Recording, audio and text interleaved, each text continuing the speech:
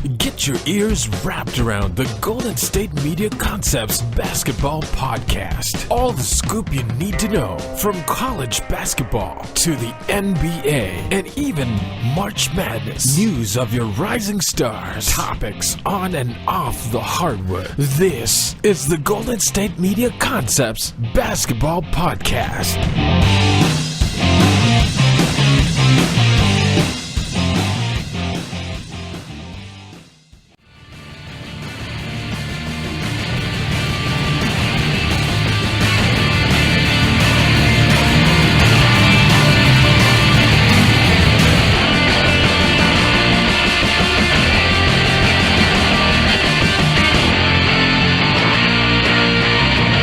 Alright, and welcome to the GSMC Basketball Podcast.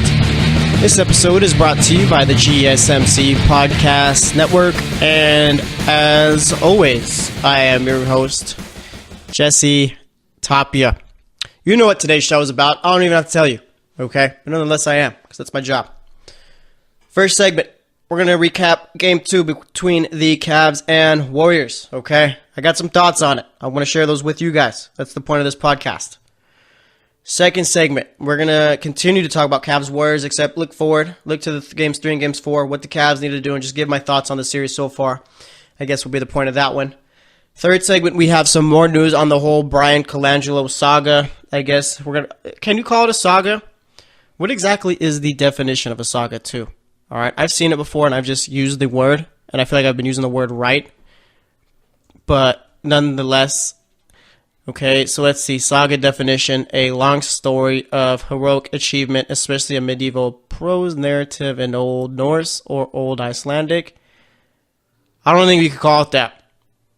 I don't know. There's a second definition, a long, involved story, account of series of incidents. There we go. Saga, correctly used. I'm right. All right, but nonetheless, yeah, there's some updates on that, so we'll talk about that in the third segment. And then for the fourth segment, we will be talking about anything else going on in the basketball world. All right, anything that crosses my mind, we could have a little fun with it. I might just give my thoughts on the whole comparing players, okay? Who's better, LeBron or MJ? I might just do that and just give my thoughts on not necessarily the argument itself, but just give my thoughts on like why people feel the need to compare the two, okay? So that's most likely, yeah, that's probably how the show's going to go, all right? So nonetheless, let's get into it. All right. Game 2. Cleveland, obviously, I think needed to win Game 1. Game 2 wasn't anything surprising at all. All right. I wasn't expecting Cleveland to win. I don't think Cleveland themselves expected them to win. And, of course, they lost. All right. They lost this one pretty good, too. They lost 122 to 103. For the Cavs, you had LeBron James with 29 points, 13 assists, 9 rebounds. He also did have 2 steals. Finished the game shooting 10 of 20, 2 of 4 from the three-point line. Played 44 minutes, and it's just the guy put up 29 points and a near triple-double, and it still isn't nearly enough. Okay? It is honestly ridiculous how he continues to do this, and we seemingly hold him to a higher standard where this isn't necessarily a great game by LeBron James. Anyone else, and we're talking about, oh, wow, this could be the next great player in the league. LeBron, it's like, oh, well, he didn't drop 40. All right? Which is ridiculous in itself, but I guess that's the expectations like that come when you are the best in the league. Okay? And we had Kevin Love, who seemingly has been the forgotten player of this series. Okay, but more so has probably been the third, fourth best player. Fifth best, maybe. I guess I'd go LeBron, Steph, KD, Clay, and then Kevin. Unless you like Draymond that much better, but it doesn't really matter to me. I'm just trying to say that Kevin Love has been pretty good so far this series. He finished the game with 22 points, had 2 steals, 10 rebounds, shot 7 of 18, 3 of 8 from the three-point line in 35 minutes. And Kevin Love, I mean, like I said, the forgotten player of the series, but nonetheless has been the Cavs' second-best player so far in the finals. Tristan Thompson, he was okay. I mean, didn't really do too much on the rebounding side of things. I mean, he finished with 11 points, 5 rebounds, no blocks or anything like that. Shot 5 of 8, 2 of 20 and 23 minutes. George Hill played 34 minutes in this one. He had 15 points, 3 assists, 2 steals, 2 rebounds, shot 5 of 12, 3 of 6 from the three-point line. George Hill, we haven't forgot the fact that you missed that free throw. J.R. Smith, okay, coming off of his blunder in Game 1. Obviously, you're looking to see if J.R. Smith can pick himself back up. No. Played 31 minutes, had 5 points, 2 assists, 2 steals, 1 rebound, shot 2 of 9. 1 of 4 from the three-point line, and J.R. Smith has been pretty bad all season for the Cavs. He's 32 years old. I think we're just seeing the end of J.R. Smith's career here. Okay, I don't think he's going to be retired or anything like that after this season, but more so, this is the start of the beginning of the end for J.R. Smith in the NBA. Okay, 32 years old, simply just doesn't seem to have it anymore. Okay, and I don't think that's necessarily a bad thing. It happens to all players, but I do think we need to prepare for it. All right. J.R. Smith, it's not more so when's he going to show up. He's not. He's done. Okay? Just like Bello. But nonetheless, off the bench, we had Larry Nance, who played 12 minutes, had 2 points, 6 rebounds. Obviously, a letdown compared to his Game 1. Jeff Green played the most minutes off the bench. He had 20 minutes played. He had 6 points, 2 rebounds, 1 assist, shot 2 of 7, 0 of 2 from the three-point line. And I do think both of those threes, if I remember correctly, were wide open shots, but nonetheless couldn't get them to go in. And I think that was a problem with the Cavs. They just couldn't make their open shots. And then you had Kyle Korver, who played 17 minutes, had 1 point, 0 of 3 from the field, 2 rebounds, 1 assist. Kyle Korver, I was singing your praises a whole bunch so far this postseason, talking about how you were the Cavs' second best player. You repay me by being one of their worst in the finals. Thanks. Thanks a lot. Okay. And then we had the garbage time minutes with guys like Rodney Hood, Cedi Osman, Zizic. All right. Hood had 4 minutes, had a shot 1 of 2, had 2 points, 1 rebound, 1 assist. Rodney Hood pretty much has come out and stated that, you know what, he's lost his confidence, and he's had to go back and watch old Jazz highlights of him just to remember that he's a good player. That is very odd. Okay. If you were not good, you wouldn't be in the NBA. But what do I know? But I will say this, okay? When you got Jordan Clarkson out there playing minutes, obviously didn't play big minutes or anything like this in this one, but nonetheless was out there in non-crunch time minutes, I think that Ty Lue might need to make a switch and throw Rodney Hood out there. Because Jordan Clarkson, I'll tell you this, is not getting the job done, and he's not going to. He's been bad, okay?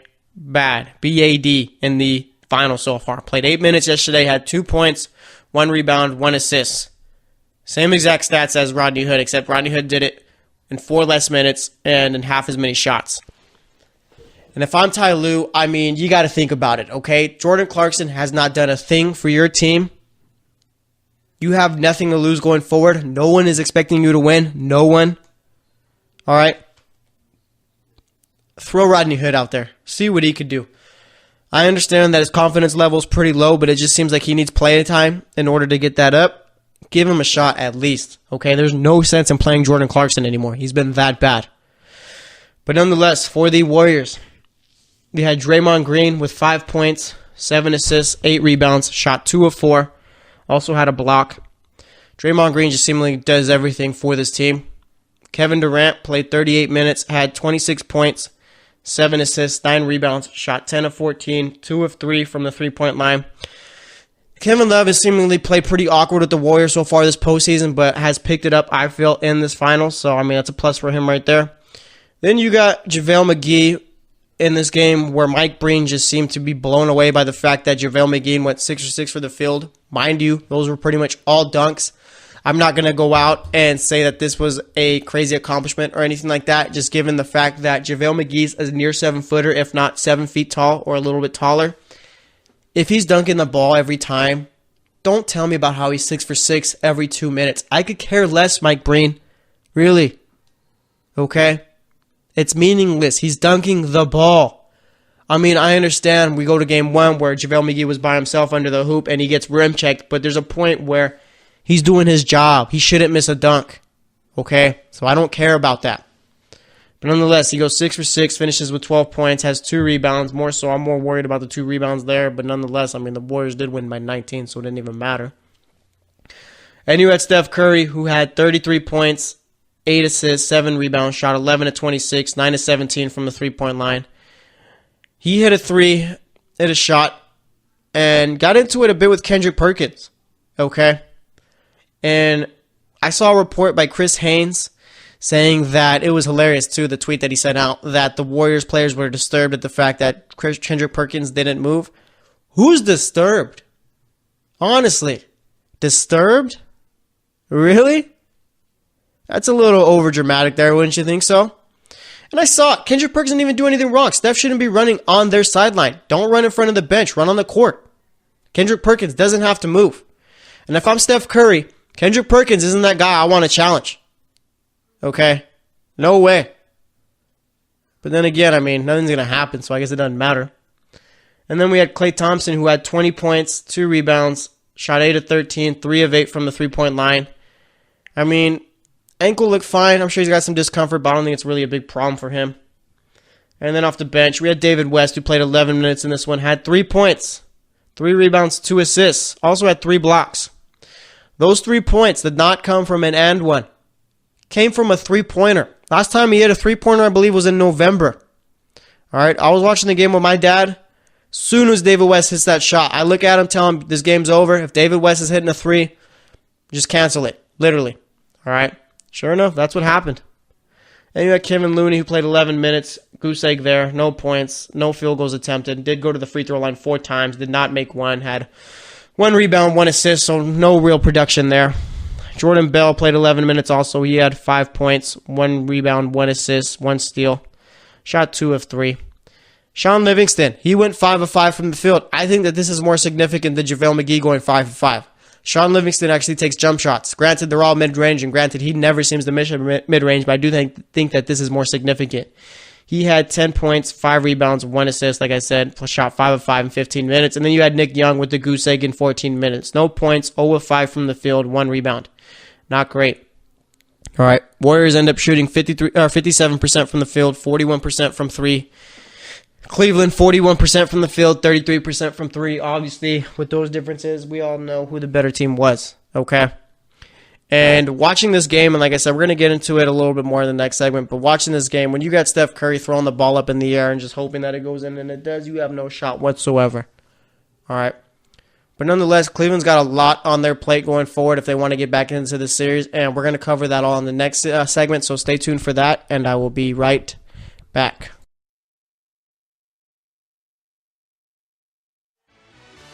Are you looking for the very best NFL and college football podcast? Then check out the GSMC Football Podcast. Get the latest football news both on and off the field. From the NFL Draft to trades to the rumor mill to the NFL Combines. They got you covered. That's GSMCpodcast.com/football-podcast. Get updates on college rivalries, game day insights, and much, much more. It's football talk the way you want it. This show eats, sleeps, and breathes football. Don't forget to like them on Facebook and follow them on Twitter. Visit GSMCpodcast.com for more info.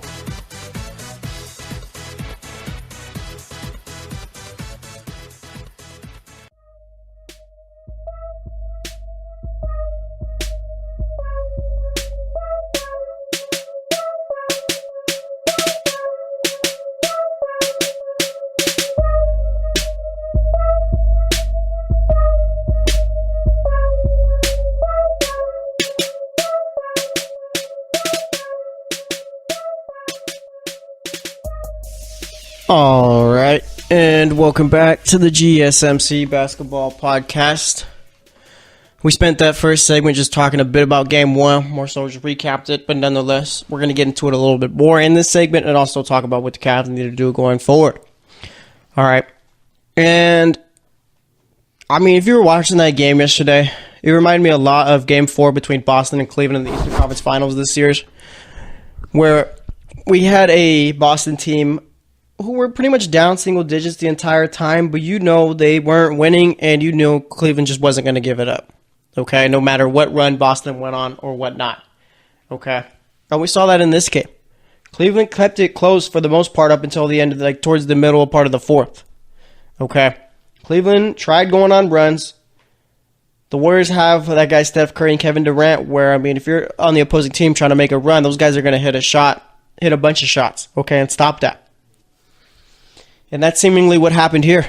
All right, Cavs tried getting back into it, but there was just no chance. They get down 6, and I think the closest they came was 6 after the first quarter. Okay.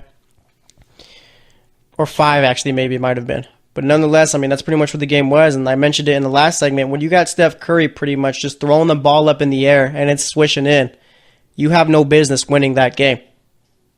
Okay? And you're not going to. And that's exactly what happened. And it's ridiculous how Steph Curry seemingly just knows where to throw the ball. Sometimes he doesn't even go through his whole full shooting motion. He'll just throw it up. All right? And it somehow always ends up near the rim. I don't think I've ever seen Steph Curry airball a shot. And if I have, it's only been about once, maybe twice, okay? But I can't recall one. All right? That dude, it literally is the greatest shooter of all time. It's not Ray Allen, and it's not Reggie Miller. For those that think it is, it's not. I don't care what they did back then. All right? It's just simply not. But nonetheless, I mean, yeah, no one really expected the Cavs to win Game 2. Game 1, I think, was the general consensus of, yeah, they need to take this game. All right. And, I mean, they had the chance, but they didn't. Game 2 comes, and they keep it close. And, I mean, even in the third quarter, the Warriors didn't even go on that crazy run. The Cavs actually outscored the Warriors in the third quarter. Okay. Believe it or not. But it just simply wasn't enough. All right. Wasn't enough at all. And I picked the Warriors to win in 5. I think that's what it's going to come down to. Cleveland could take Game 3 or Game 4. But it's just a point of, we've seen this movie before. Okay? We know how this ends. Last year, Warriors won in 5. Cavs got a game when, I mean, seemingly no one thought they should have against this great Warriors team. They did. And they lost in 5 games. All right? And I think that's what we're going to see here. It'll be an exact repeat of last year's series. All right?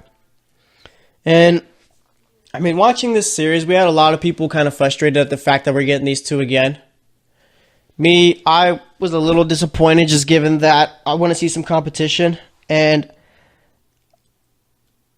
I don't think we're going to get it, and that's fine. But, I mean, you can't really call the Cavs done yet, can you?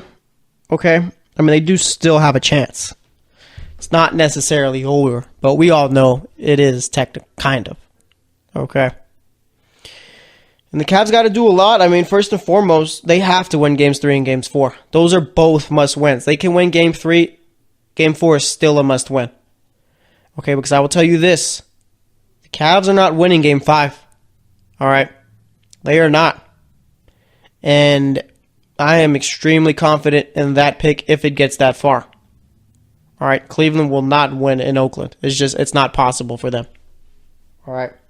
Game 7 may be a different story. But as far as Game 5, yeah, you're not winning that one. So that's why Cleveland has to win both games. You don't do that, you're done. All right, I could care less if they win 1 out of 2. You got to win both. That's what's got to happen there. And we'll see if they can do it. But like I said, I'm not too confident in it. All right. But Cleveland can make some adjustments and try to get back in it. Okay. So let's go over those adjustments. First and foremost, Cleveland's got to get some production out of someone other than Kevin Love and LeBron James. All right. George Hill put up, 12 points, 15 points in Game 2? That's cool. Do it for multiple games. He dropped 7 in Game 1. How about we be consistent here? Okay. How about that? Kyle Korver, where did you go? Why are you struggling now? Okay. How about, and I'm not even going to bring up J.R. Smith. He's done to me. He's done. Okay? J.R. Smith has nothing left to give to this team. J.R. Smith is just at the point where he's too old. Okay? That's what it is, I think. J.R. Smith has had a very nice NBA career. Not a Hall of Fame or anything like that, but nonetheless has done well for himself in the league. All right? But now it's a point where he's not bringing anything to this Cavs team. And if you're Ty Lue, maybe you look at the possibility of taking him out of the starting 5, but then there's the point of who are you going to put in his place? Korver, who's been just basically invisible. Jordan Clarkson, who's been terrible. Honestly, if Ty Lue's going to make an adjustment and sit JR, I'm putting Rodney Hood into the starting 5. Okay? That's what I would do if you're going to take JR out. There's no point in putting Clarkson out there when he seemingly can't handle the pressure coming off the bench. And like I said, why bring in Corver when he's just been invisible? Rodney Hood, at least, you haven't even really played him. All right, and it seems like he just needs confidence, and I think the best way to get confidence is to play. So, we'll see there. But like I said, someone other than Kevin Love and LeBron's got to step up. Kevin Love has done well. He's probably averaging around 21 and 11, 21 and 12 so far in these first two games. LeBron obviously is averaging a near triple-double. You don't even need to talk about that. But all these other guys just seemingly don't show up.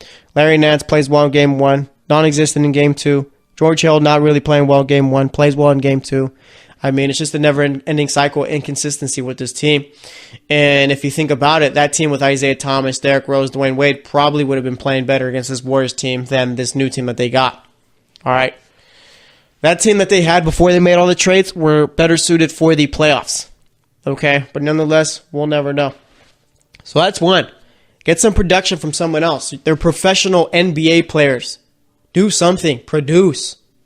All right? So that's the number one. Number two, get better at the whole switching on the ball. All right, when the Warriors set a screen, don't wait. Get to the guy if you're switching. I mean, there's been way too many times so far in these first two games where Steph Curry has ran off a switch and been wide open because either J.R. Smith or whoever else out there didn't get to him quick enough. All right, it's an effort thing. That's all it is. I don't get why these guys refuse to play defense. I don't understand it. It makes no sense to me. Okay? None whatsoever. I figure your goal is to go out and win the championship, and maybe it's just one where this Cavs team already knows they're defeated. All right? I don't think LeBron really thinks that, but it might be just with these other guys, all right? And J.R. Smith, honestly, has probably been the Cavs' worst player on defense. He's been real bad this series. Like, extremely bad. Okay? And now it's just a point where, I mean, it's either you want to put in the effort or you don't. And it kind of seems like the Cavs don't right now. Okay? So they definitely need to work on their switching and get there quicker rather than leaving, I don't know, the greatest shooter of all time wide open. I don't understand it at all. Okay? And then for my third point, why don't we put someone on Steph Curry from the time they inbound it to the time the possession's over? Have someone just follow him. All right? Why not try and frustrate him a bit? I don't understand why these teams in the league refuse to put a man on Steph Curry and just have him follow him the entire time. How about we disrupt his shot a little bit? How about we make him a bit uncomfortable? Why are you going to leave him all by himself? All right? Makes absolutely no sense to me whatsoever. How about we try an adjustment maybe? Okay? And obviously, I mean, even if they do all of these things, it's not enough probably to beat Golden State, but it's a start. Okay? The way you beat the best team of all time is you make them uncomfortable. Don't leave them in a position where it's going to be easy to hit shots. But it's just this Cavs team doesn't seem to realize that, I guess. Okay? And now it's just a point where they got to execute those three things. As far as anything else, I mean, you're not stopping Kevin Durant. You're not going to limit him. Klay Thompson's always going to get his, it seems. So I think that those are the three biggest things right there. All right, it's going to be tough, though, and I'm not even sure if they could do it. I mean, those all seem like things that are a bit impossible for this team. And I think the toughest one is getting someone else besides LeBron or Kevin Love to contribute. All right, I think that's the problem with the Cavs right here, is these guys are way too inconsistent. These guys are terrible as far as their play so far in the finals. All right, Kevin Love and LeBron have been here before, so they got the job done. They know what they're doing. These other guys just seem like they're deer in headlights. Okay? So we'll see if they could do it. But it's going to get tougher for the Cavs now that Andre Iguodala is probably going to be coming back for Game 3. All right? I think I read something where it says he's not feeling any pain in his knee anymore. That guy does well to defend LeBron James. Obviously, you're not going to stop him. But he does well to limit him and frustrate him. So now you got that going against you. All right? Cleveland is a team where they've been real disappointing so far in this postseason. I think they've played their worst basketball so far in these first two games. All right? So now it's just a point of we got to wait and see what ends up happening. Like I said, Games 3 and Games 4, must wins, both of them. I don't care if they take 1 out of 2. You take 1 out of 2, series is over in 5. All right? They're not winning in Oakland. Game 1 was your shot and you blew it.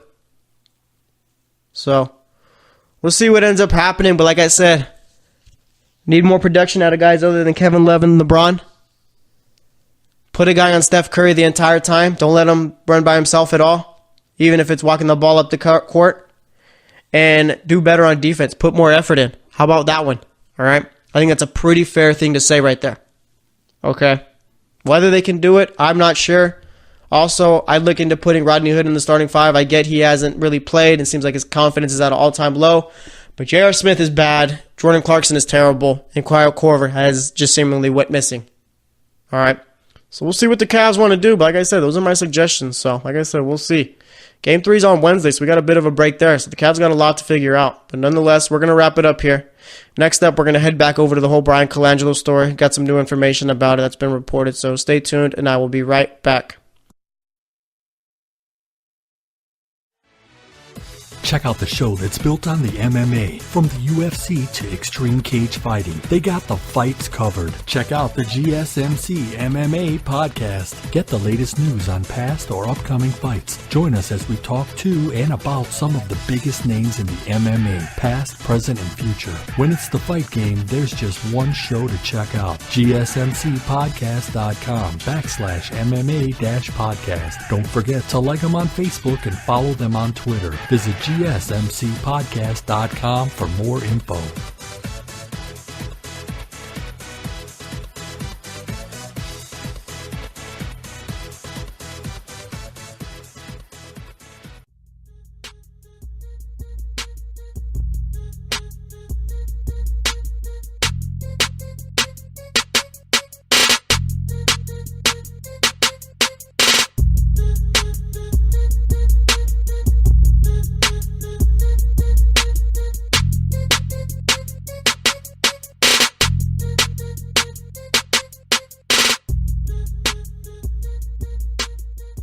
All right, and welcome back to the GSMC Basketball Podcast.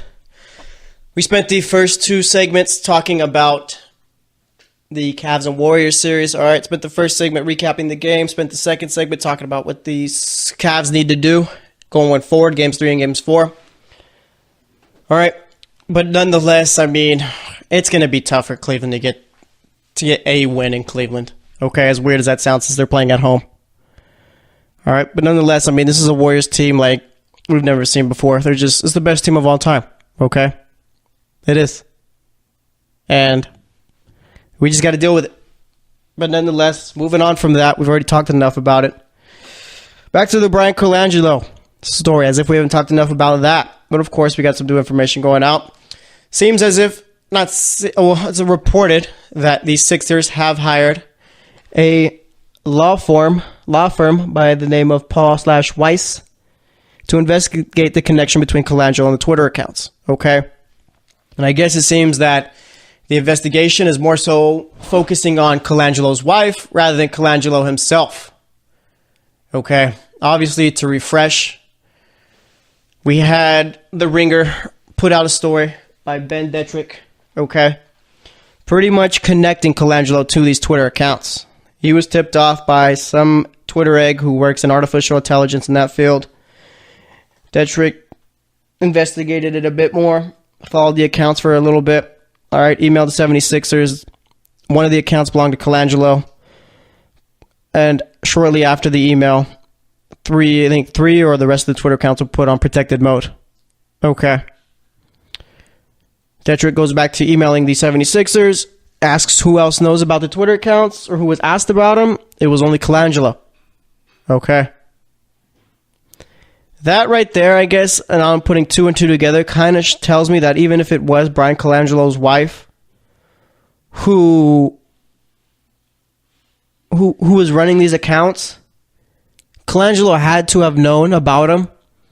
Because when you get asked about these accounts and then hours later or later in the day they go in protected mode, That's gotta be suspicious, right? It's a coincidence. And there's way too many coincidences in this little story for there not to be some truth to it. Okay? And if I'm, let's say that Colangelo's wife is running these accounts and all, why let the investigation go on and just go out and say, you know what? Yeah, it was me. Okay? Why let it play out? they're more than likely going to come to that conclusion that, yeah, it was Colangelo's wife. Okay?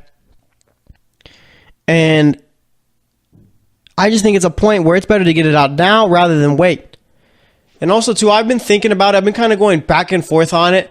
Let's say that Colangelo was in the dark about the Twitter accounts and he didn't know about them.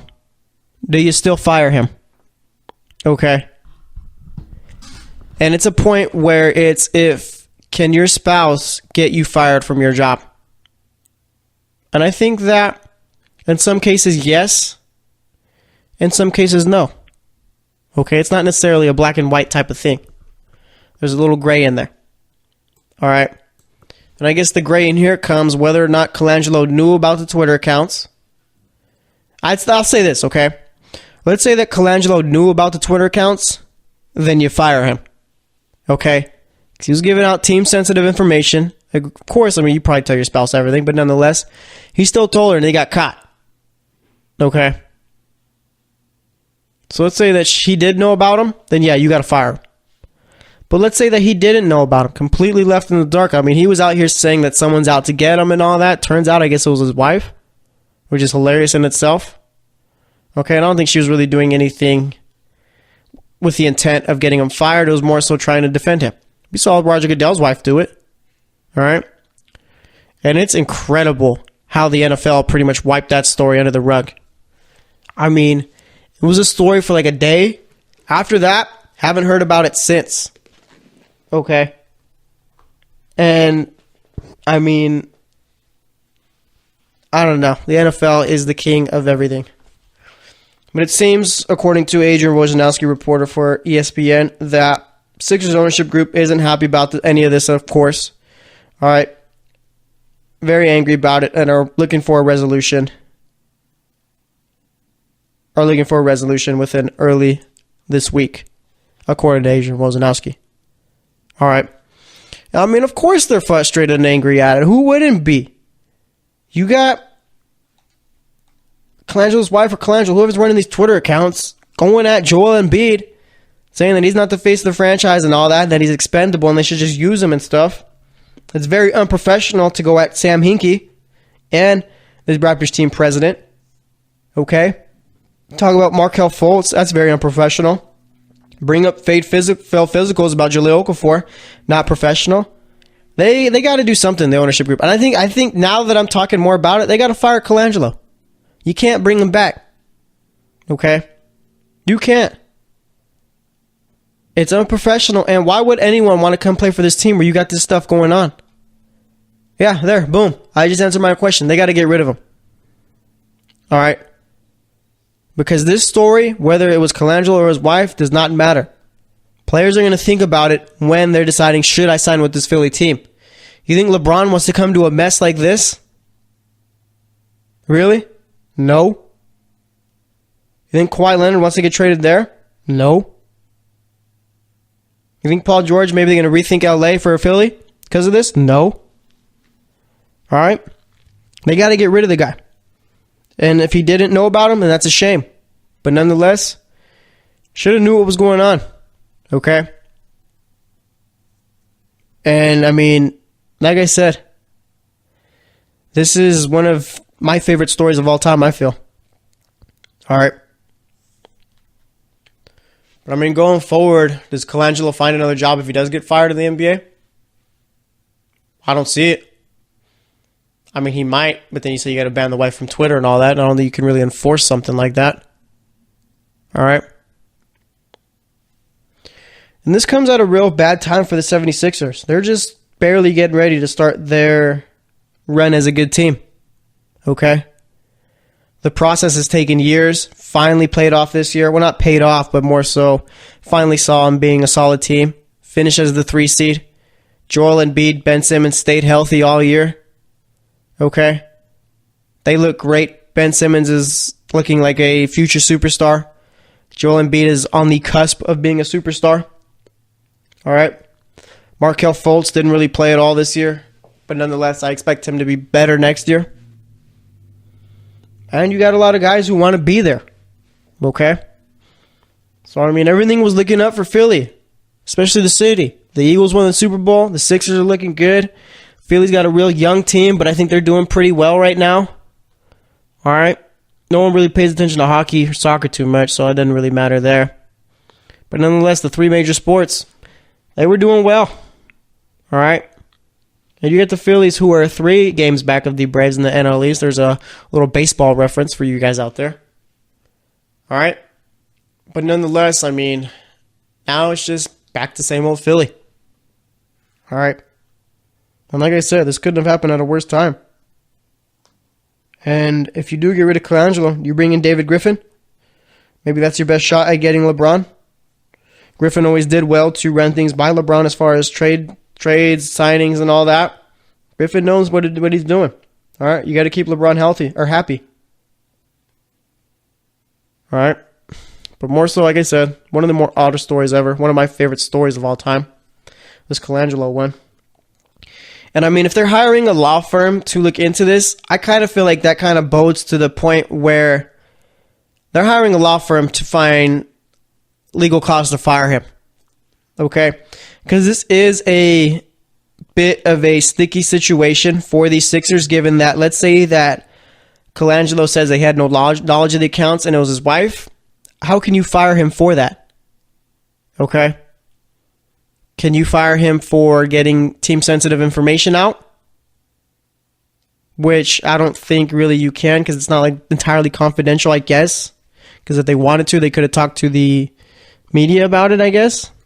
I mean, there's a point of wanting to keep it under wraps and having to keep it under wraps, and I think they wanted to rather than had to. All right? But nonetheless, I think that's what hiring a law firm is for, is to figure out a way to fire him, I think. Okay? Because you can't have this around your franchise. You simply can't. You can't have a GM whose wife is pretty much taking shots at the team and making the TF franchise look extremely unprofessional. All right? You simply can't have that. There's no way around it. So I think, like I said, that's what the law firm is for, I think. It's just to find a reason for them to be able to fire Bryan Colangelo. All right? Because, I mean, in reality, Sixers are winning. I don't think he's ever necessarily done anything truly wrong.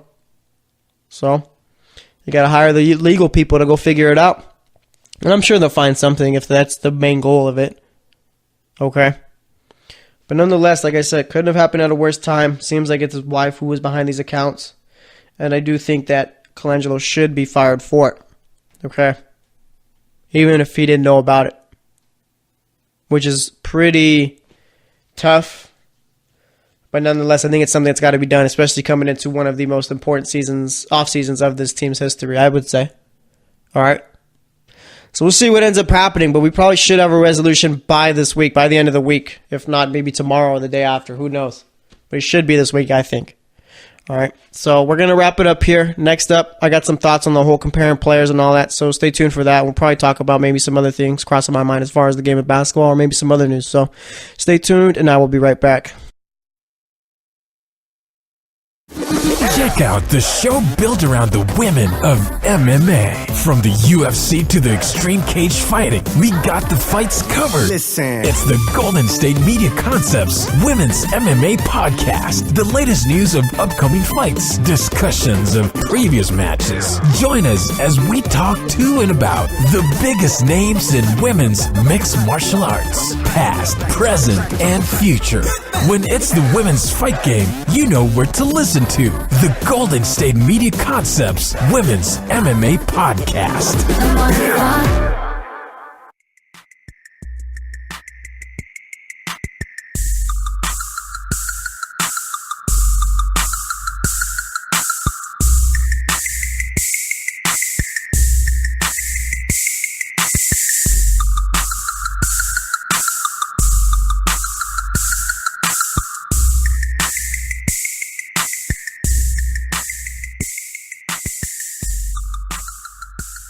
All right, and welcome back to the GSMC Basketball Podcast.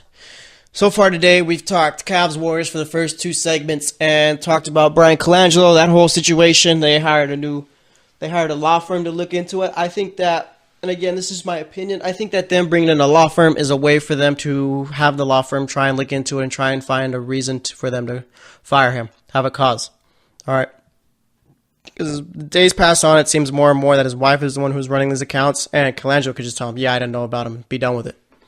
All right, so I think that's what's going on here. But nonetheless, now we're going to be talking about whatever else is going through my mind as far as the world of basketball. And one thing that I've been thinking about, okay, everyone has their opinions on who's the best and all that, and we've been really, really infatuated with this whole MJ or LeBron debate. Why do we debate this, okay? Like, what's the point of it? If you think about it, I mean, it is human nature, I guess, for people to compare things. But there's a point where, I mean, does it really matter? I mean, we could say that Jordan was the best of his era and LeBron was the best of my era and be done with it. They're honestly two completely different players. Both play different positions. Both built different. Both excelled at different things. Okay? And if you think about it, it is entirely pointless to argue who is better, LeBron or Jordan. Because fact of the matter is, it's all just opinions. Okay? Why not just, oh yeah, I think LeBron's better, I think Jordan's better, be done with it. Okay, you're never going to convince one or the other of changing their mind, it seems now.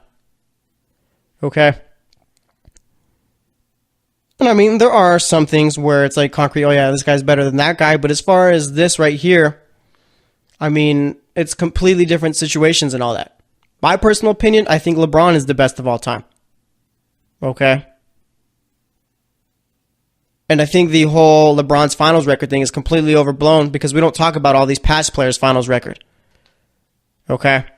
No one's even gotten here more than LeBron except for those old Celtics teams. Okay, except for Bill Russell and all those guys. All right.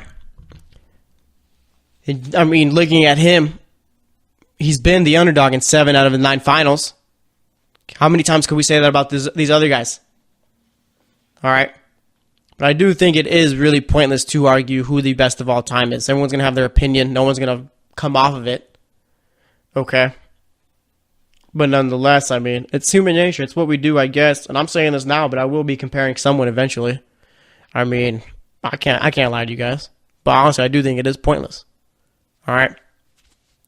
But nonetheless, I mean, it seems that we got the Warriors who were a little frustrated at the fact that Kendrick Perkins wouldn't move his legs out the way for Steph Curry after a shot he made. Okay. So, I mean, basically in game 2, it took place on Sunday. Steph Curry hits a shot.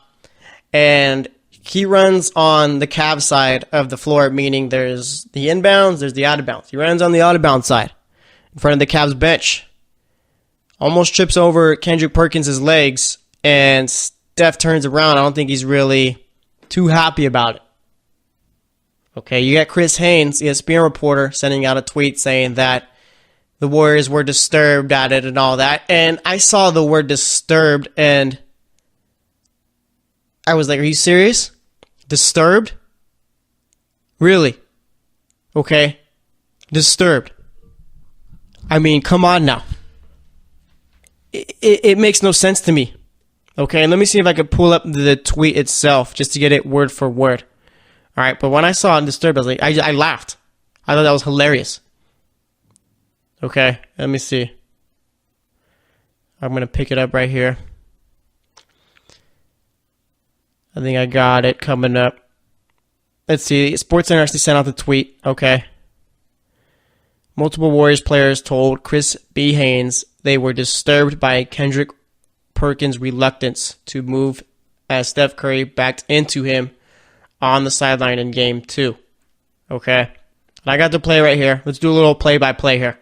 Okay. Steph turns around, throws it up. He missed the shot, actually. I think it was the end of the third quarter. He misses the shot. Backs into Kendrick Perkins, and I don't see what Kendrick Perkins can do there. Okay, I'm literally watching it right now. I don't see what more Kendrick Perkins can do there. He literally would have to get up and walk away. Okay. Steph walked into him. This is one of the dumber stories I've ever seen. It is. Like, this is a thing. This is on ESPN's headlines thing. All right, people were tweeting about it. I don't understand it. Okay? I mean, disturbed? Are you serious? How?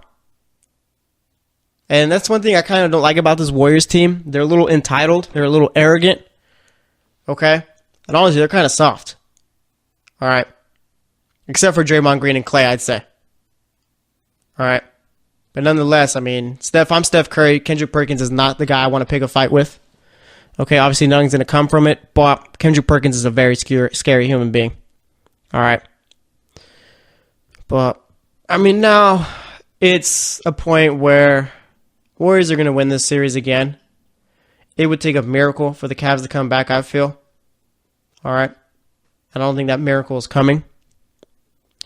And now I guess it's a point where who's going to win the Finals MVP award? Is he going to be KD? Or is it going to be Steph? Okay. I think right now, Steph has got the lead right now. So let's see. Let's go back to game 1, see their stats, and we'll go over to game 2. All right. Kevin Durant in game 1, where the Warriors won 124-114. Kevin Durant, 26 points, 8 of 22 shooting, 1 of 7 from the three-point line, had 3 blocks, 6 assists, 9 rebounds. Steph Curry, 29 points, 9 assists, 6 rebounds, shot 11 of 23, 5-11 from the three-point line. So that was game 1. Let's see what we got for game 2. All right. And I think KD did drop 26 once again, but it was a better. Yeah, he dropped 26 again, but his shooting percentage was a whole lot better. All right, so let's look at it there. KD went 10 of 14, 26 points, 2 of 3 from the three-point line. Obviously, a lot better than game 1. 9 rebounds, 7 assists. Steph had 33 points, 8 assists, 7 rebounds, shot 11 of 26, 9 of 17 from the three-point line. And as far as impact, I'd say that Steph Curry has had a greater impact with this team for this finals, for these first 2 games, but they do have similar stats. Okay, it's not like one has been far and away better than the other. And surprisingly enough, I mean, this would be Curry's first finals MVP. He's been there. This is his 4th time. Obviously, couldn't win it when they lost, so it's going to be his 3rd chance to do it. And, I mean, he's going to get it. And when are we going to start talking about Steph Curry as far as being an all-time great player? Okay. Because I think, like I said, I've been hinting at it, and I've been, like I said, just hinting at it, never really got into it, but we eventually got to start talking about it. It's going to come. Okay? It's going to come. Steph Curry's already the greatest shooter of all time. 2 MVPs. First time unanimous. All right? I don't think no one's ever done that before. Have a unanimous MVP winner. Be a unanimous MVP winner. Already got 2 titles. Gonna have a 3rd and most likely be the finals MVP. Okay? I mean, there's nowhere to go but up. And what, Steph Curry's already 30, I think it is? And I never realized how old he was, too. I mean, it feels like he's only like 24, or not 24, like 26, 28 type of range.